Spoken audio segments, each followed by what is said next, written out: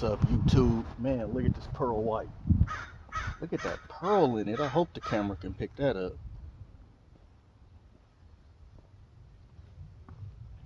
Part I really do like is when the thing about these OEM brakes is, look at that dust. Gets on the car, but I just love that pearl white look. Look at how the car's been treating me. This is what I'm going through when the car is in its dinosaur years. Look at this. I'm pulling the door handle. This is the driver's side. Nothing. With the key is right here. Key is actually in pocket right here by looking at it. So that's why I'm wondering. It's like, there it go.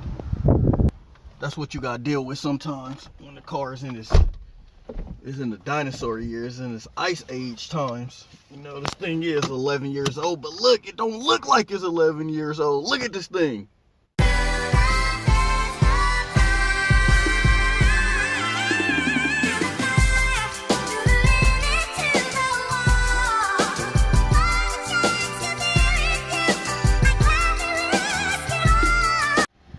Gotta give you guys the update on both cars. Here they are right now. Welcome to the vlog channel, exclusive channel. So which one of these is more reliable? I can't really judge that at the moment. One has 78,000, which is that one. One has 30K, which is this one. This is a daily, this is a weekend. I will tell you the only thing I had to do, I put 8,000 on the clock since I got it. So we didn't put 8,000 on this one. Since I got the Mercedes, I didn't put 40,000 on it. So it's really no comparison in that regard. Which one do I feel like is more reliable? Whoa, that's a tough question because I didn't get them both with the same, I didn't get both the cars with the same mileage on them. So I couldn't really say that. Like, it's that one right there. But just because I use this as a daily don't mean that the Benz is unreliable. I didn't use it day after day before going to work and nothing's happened to the car. It's been a good car. It's been working lovely. It's been working fine. So I couldn't say that. I couldn't knock the Benz. And you know, coming from the Benz, man, I am a Benz lover, but I couldn't really say that, oh, okay, this car has been reliable or this one has been unreliable, guys. I know you probably was looking for maybe a different answer, but as of right now, you know, I don't want to knock one car brand or the other. The obvious would be to say, oh, the Toyota is more reliable. That's the obvious answer, because on the Benz, I have put a lot of money on it, but it haven't not started on me in the sense where it left me stranded somewhere. Actually, looking at this car's history, guys, this is going to surprise you. Looking at this car's history, this car didn't start one time. Looking at the Carfax, it didn't start one time. I didn't really look into it, so I don't know if it was because of the battery or whatever, but the CL has never really let me down on that regard, on like starting up and things like that. And so far, having this car, it haven't did none of that either. But I'm gonna just tell you some things that I don't like about the Corolla so far. At the light, it rumbles as if it need like engine mounts. Not a lot, it'll go away, but it's a sudden like jolt of the car and then it'll stop. Also, this car, like, it's light. It feels loose. The steering is really hard to turn.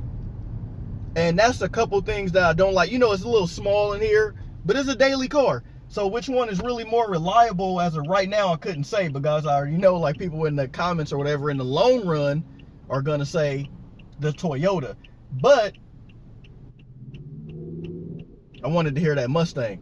But the CL engines are good. Like, these cars are bulletproof. And so I'm not in the Benz right now, but I want to talk reliability on the Benz. A lot of stuff like the suspension components have been going out, but like I said, it's really comparing, you know, the two different cars off of two different, you know, I didn't get them both with the same amount on the clock.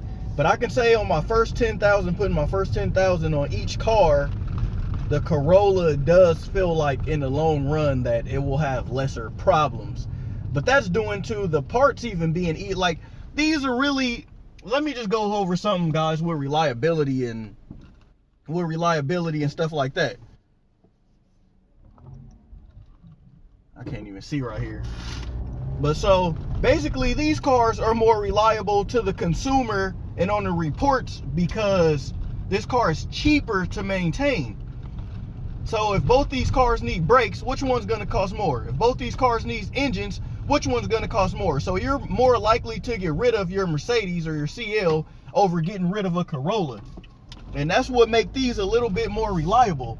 It's the fact that the cost, it's more cost effective.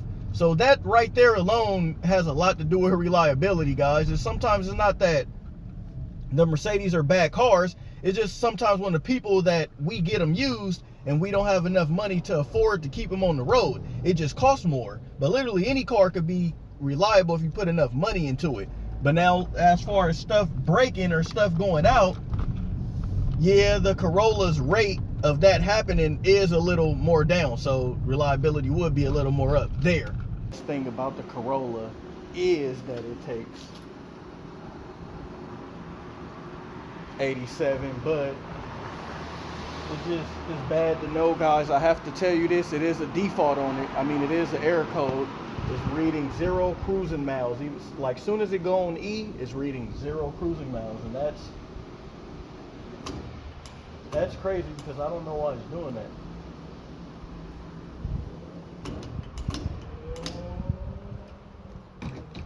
Yeah, I don't know why it's doing that. So just, that's crazy that in the video of me talking about which one is more reliable, that happens. You wonder where all the people at. It's like 2 o'clock in the morning. Just got off work. But yeah, guys, it's crazy in the middle of a video of this happening that will happen. Yeah, it's still reading 0, but look at where the gas is, guys. So it's already a default. It's already a code on it, man. So the Benz never had, well, not the CL, but there it goes. It only works and goes back up when I put gas in, but when the gas is still so low, it's not happening. E320 Benz like the one I got, 0449988, not bad. 10,000. I wonder what's on the clock on it. But that's scary, guys. So it was reading, I was actually nowhere near a gas station, and it was reading 0 cruising miles. So how was that possible? Like, that is crazy to me, that it was reading 0 when it's literally was some more in there. Ooh, look at that. AMG GT. I never drove on the car like this, guys, with 0. I don't know what it's gonna do. This is scary. The car feel like it got no power. I gotta get to a gas. It's at 0 range, guys. It's at 0. The gas, I gotta go to the first gas station I see, which is right here.